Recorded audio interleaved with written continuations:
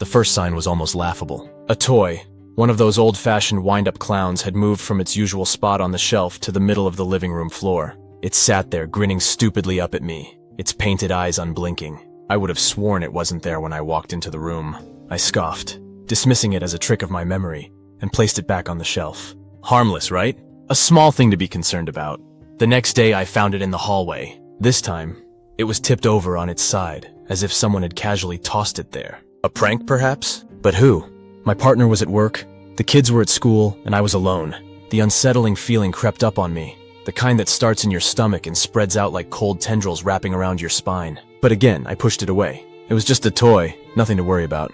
A few nights later, I woke up to the sound of something scraping against the wall. In the dim light, I could see the shadowy figure of the toy clown, sitting upright on the dresser, its tiny arms stretched out as if reaching for something. I blinked and it was back in its normal position.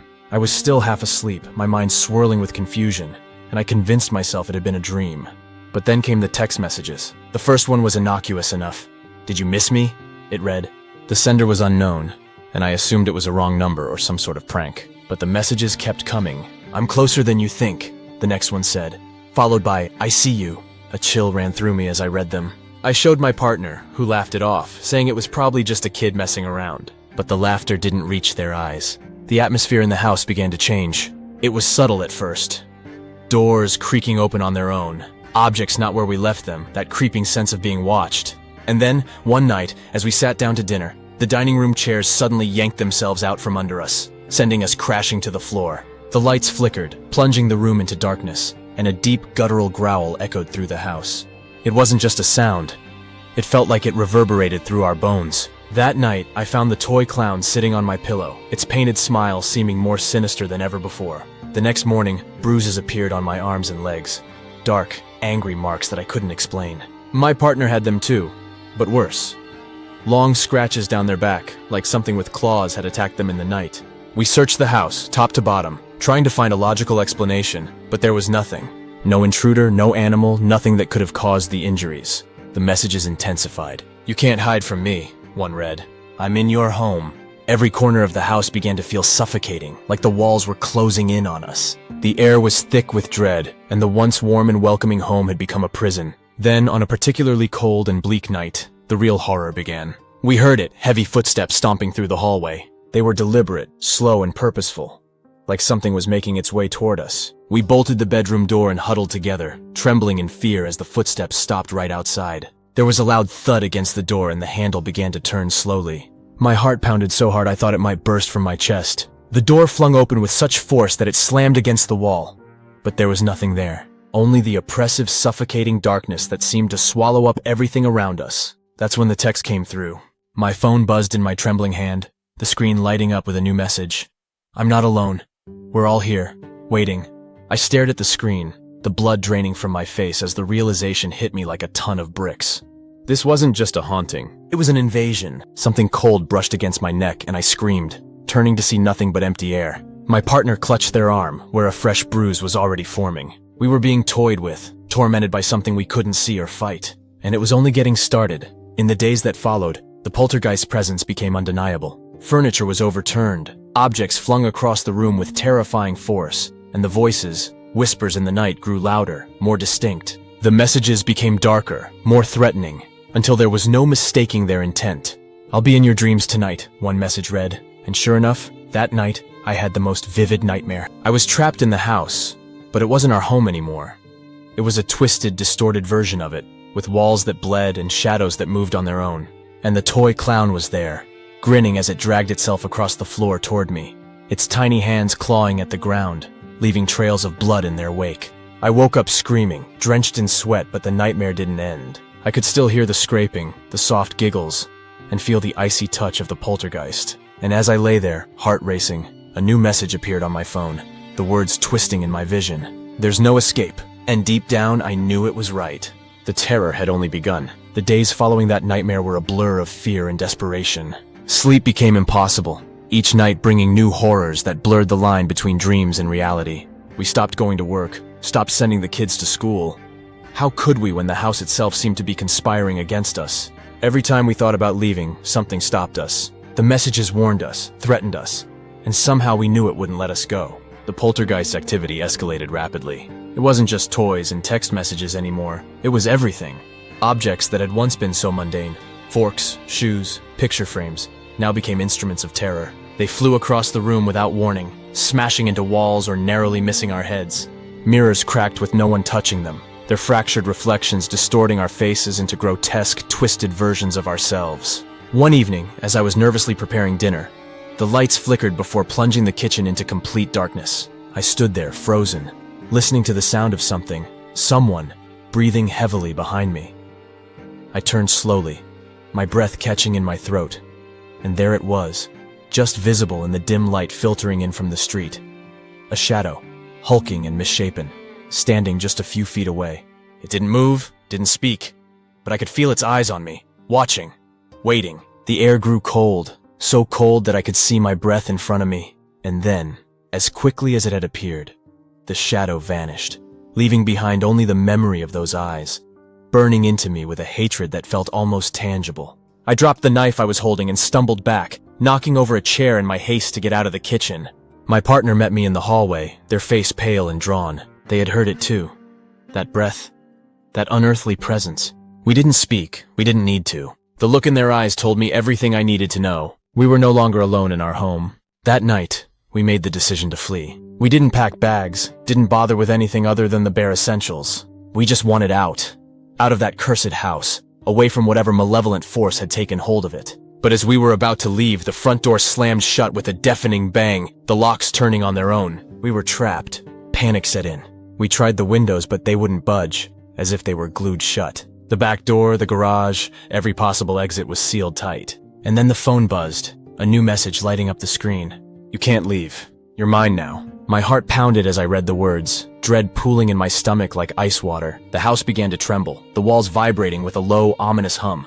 Pictures fell from the walls, shattering on the floor. The lights flickered again, and the shadows in the corners of the room seemed to grow, stretching and twisting into impossible shapes. And then came the voices. They started as whispers, barely audible at first, but soon grew louder, more insistent. They were coming from everywhere, from the walls, the floor, even from inside our own heads.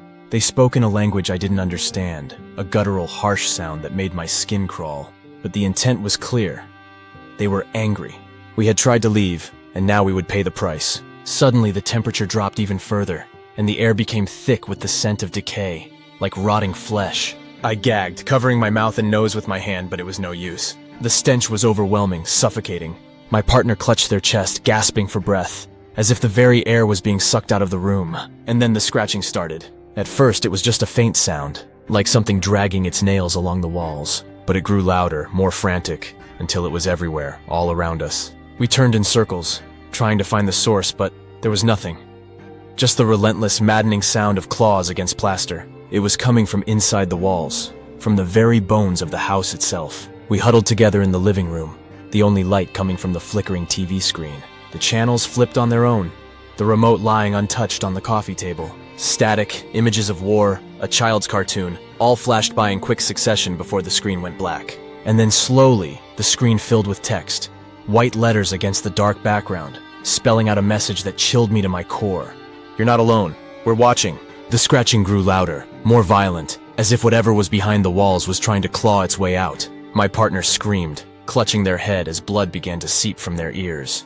I reached out to help, but something invisible knocked me to the ground, pinning me there with a force I couldn't fight. And then I felt it.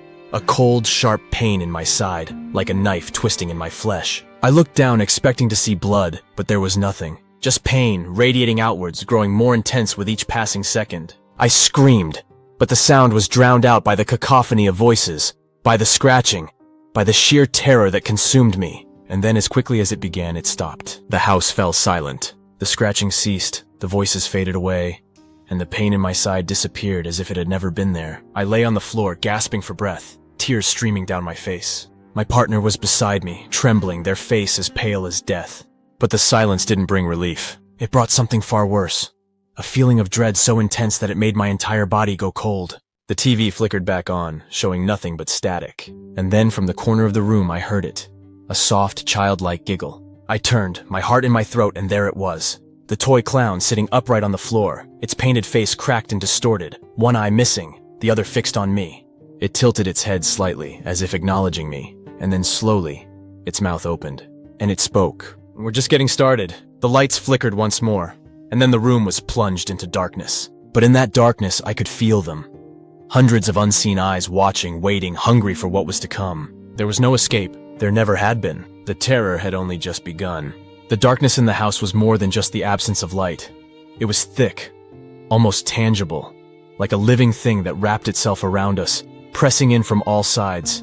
We stayed huddled together on the floor, barely daring to breathe, our minds racing with fear and desperation. The toy clown's words echoed in my head, each syllable laced with malice. "We're just getting started." Hours passed, or maybe it was only minutes. It was impossible to tell. Time had lost all meaning in that suffocating blackness. But eventually the lights flickered back on, casting the room in a sickly yellowish glow. The clown was gone, vanished as if it had never been there.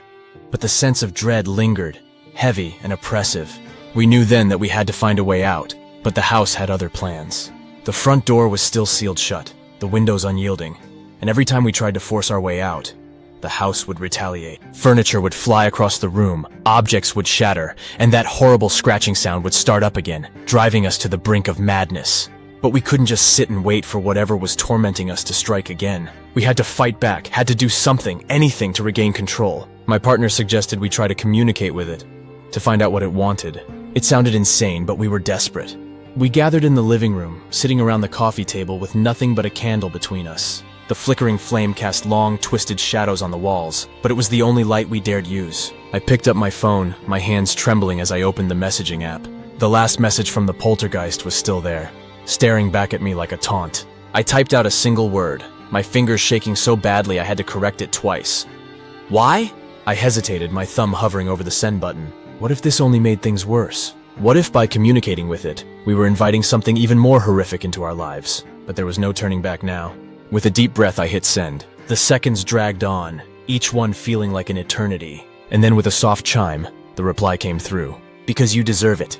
The words hit me like a punch to the gut. Deserve it? What had we done to deserve this? My mind raced, trying to think of any reason, any explanation, but nothing made sense.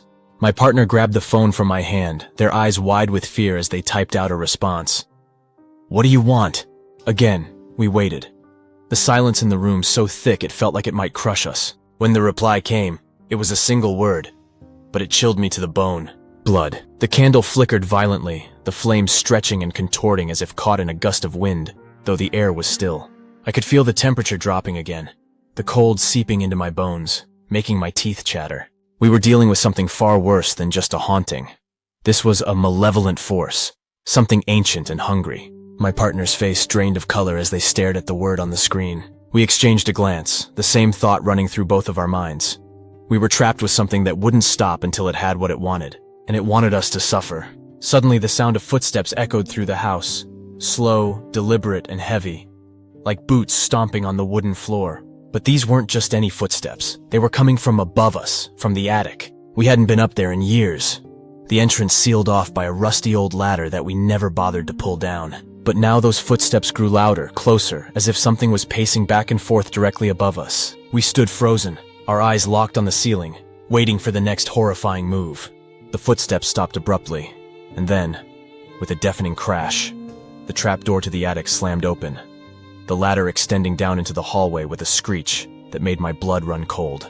There was no way we were going up there, but it was as if the house itself was daring us to, taunting us with the unknown horrors that waited above. My partner whispered my name, their voice trembling with fear. But before they could say anything else, the phone buzzed in my hand again. The message was simple, but it sent a wave of nausea through me. "Come up and see." A cold sweat broke out on my forehead as I stared at the screen. My partner shook their head, eyes wide with terror, but we both knew that ignoring the command wasn't an option. The house wouldn't let us. We had to go up to the attic. With shaking hands, I grabbed the flashlight from the kitchen drawer. We approached the ladder, the air around it thick with the smell of decay, the kind that clung to your skin and made your stomach churn. The light from the flashlight wavered as I pointed it up into the dark, gaping hole of the attic. The beam revealed nothing but shadows, deep, impenetrable shadows that seemed to move and twist as if alive. I swallowed hard, taking the first step onto the ladder. It creaked under my weight, the sound echoing through the silent house like a death knell. My partner followed closely behind, their hand clutching the back of my shirt as if afraid to lose me in the darkness. As we climbed, the air grew colder, the smell of rot stronger, until it was almost unbearable. My heart pounded in my chest, each beat reverberating in my ears, drowning out all other sound. When I finally reached the top, I hesitated, my hand gripping the edge of the attic floor. I didn't want to look, didn't want to see what waited for us up there. But I had no choice. Slowly, I pulled myself up, the flashlight beam cutting through the thick darkness. The attic was small, cramped, filled with old boxes and forgotten memories. But it wasn't the clutter that caught my attention. It was the writing on the walls. Every surface was covered in words, scrawled in what looked like blood, the letters jagged and uneven, as if written in a frenzy. The messages were all the same, repeated over and over again. You can't escape, you're mine. And in the center of the attic, sitting on an old rotting chair, was the toy clown. But it was no longer just a toy. Its once painted face was now covered in blood, one of its hands holding a rusted blood-stained knife. Its missing eye was replaced with something dark and unnatural, something that seemed to pulse with a malevolent energy. And its grin was wider, more twisted, like the face of something that had long since abandoned sanity. The clown's head tilted as the flashlight beam hit it, and then it began to laugh, a low, guttural sound that grew louder and more manic with each passing second. The walls seemed to vibrate with the sound, the messages bleeding as if freshly written. My partner gasped behind me, their grip tightening on my shirt. I felt something brush against my leg, and when I looked down, I saw the floorboards were slick with blood. Blood that was seeping up from below, pooling around our feet. And then the clown spoke again, its voice a twisted mockery of the innocent toy it once was. You're too late. The house is mine, and so are you. The attic door slammed shut behind us, plunging us into darkness. The laughter grew louder, filling every corner of the attic, as the floor beneath us began to buckle and crack. I tried to scream, to run, but it was too late. We were trapped, and the nightmare was only just beginning. The attic was alive with the sound of that maniacal laughter, echoing off the walls, twisting into every dark corner of my mind. The floor beneath us creaked and groaned as if it were on the verge of collapsing, but there was nowhere to go. The walls closed in, suffocating us in a sea of darkness and terror. My partner was clutching my arm so tightly it hurt, but I didn't dare move. The toy clown sat there in its chair, grinning with that grotesque smile, its bloody knife glinting in the flickering flashlight beam. The messages on the walls, you can't escape, you're mine, seemed to pulse, as if the words themselves were alive, feeding off our fear. And then, without warning, the floor gave way. We plunged into the blackness below, the ground rushing up to meet us. I hit the floor hard, the impact knocking the wind out of me. The flashlight flew from my hand, skittering across the floor, its beam flickering before settling on something in the corner of the room. I struggled to breathe, the pain in my chest sharp and unforgiving. My partner groaned somewhere nearby, and I crawled toward them, the darkness pressing in on all sides. The house was silent now, eerily so, as if holding its breath, waiting for the next move. As I reached my partner, pulling them up into a sitting position, the flashlight flickered once more, illuminating the corner where it had landed. And that's when I saw it. Bodies. The room we had fallen into, some sort of basement or cellar, was filled with them. Dozens, maybe more, piled on top of each other in various states of decay. The stench of death was overwhelming, the air thick with the smell of rotting flesh and something far worse. Something that made my stomach churn and bile rise in my throat. These weren't just bodies. They were the bodies of children, their lifeless eyes staring blankly into the darkness, their mouths twisted into silent screams. Some were recent, their skin still pale and lifelike, while others were little more than skeletons, their bones blackened and brittle. I gagged, backing away from the horrifying sight, but there was nowhere to go. The room was small, cramped, and filled with the dead. My partner sobbed beside me, their eyes wide with horror, unable to tear their gaze away from the macabre scene before us. And then, from the pile of bodies, something moved.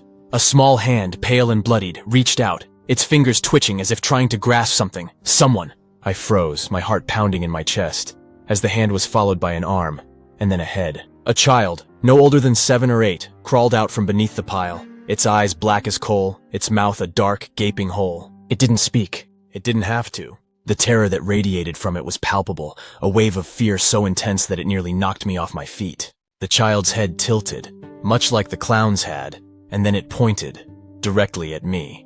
The walls around us began to bleed, dark, viscous liquid oozing from the cracks, pooling at our feet. The floorboards creaked, groaned, and then the whispers started again. They came from everywhere, voices overlapping, growing louder and louder until they were a deafening roar in my ears. "Join us!" they chanted, the words twisting together into a horrific symphony. Join us in the darkness. I grabbed my partner's hand, pulling them to their feet. We had to get out. We had to find a way out of this nightmare before it consumed us entirely. But every door we tried was locked, every window sealed shut. The house wouldn't let us leave. And then I remembered the phone. It had been with me the whole time, tucked into my pocket, forgotten in the chaos. I pulled it out, the screen lighting up with a soft glow. There were no new messages, nothing from the entity that had been tormenting us. But something compelled me to check the messages anyway. As I scrolled through, my heart nearly stopped. The messages weren't just from the past few days. They went back years, decades even. They were all there. Messages sent to the previous occupants of the house. Each one a taunt, a threat, a promise of the horrors that awaited them. And each one ended the same way. You're mine now. I felt a cold hand on my shoulder and whipped around, but there was no one there. My partner stood frozen, staring at something behind me, their face drained of all color. I turned slowly, the flashlight trembling in my hand. The clown was back. It stood in the doorway, its eyes, now both dark and lifeless, fixated on us. It moved toward us, each step slow, deliberate, as if savoring the terror it was inflicting. The knife in its hand dripped with fresh blood, though I couldn't see where it had come from. As it approached, the whispers grew louder, more insistent, until they were a single, unified voice. "Join us," it demanded. "Join us in the darkness." And then the clown spoke again, its voice low and gravelly, filled with malice. "The others tried to leave too," it said, its grin widening to an impossible degree. "But they didn't make it. None of them ever make it." The walls began to close in, the ceiling lowering as if the house itself was trying to crush us. My partner screamed, a sound filled with pure, unadulterated terror, and tried to run, but the floorboards opened up beneath them, swallowing them whole. I reached out, but it was too late. They were gone, consumed by the house, by the darkness. The clown's laughter filled the air, a horrible grating sound that made my skin crawl. I was alone now, trapped in this hellish place with no way out. The house had taken everything from me. And I knew, deep down I knew, that I would never escape. The flashlight flickered again, and in that brief moment of light, I saw the truth.